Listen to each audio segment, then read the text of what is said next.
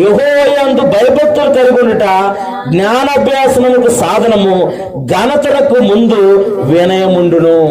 దేవుని యందు భయభక్తులు కలిగి ఉంటే మనకు వినయం ఉంటుంది, తగ్గింపు ఉంటుంది.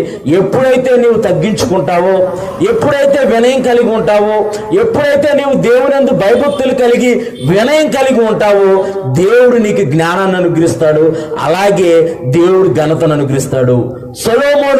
సొలొమోనుకి అంత జ్ఞానం ఎలా వచ్చిందని అంటే దేవుని యందు తగ్గించుకున్నాడు.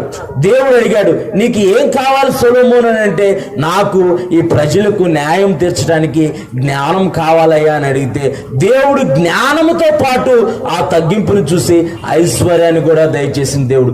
ఎప్పుడైతే మనం వినయం కలిగి మనం తగ్గించుకొని ప్రతి విషయంలో దేవుని ముందు పెడతామో, ఆటోమేటిక్గా మనకి దేవుడు ఘనతను దయచేసే దేవుడు, దీర్ఘాయువు దయచేసే దేవుడు, మన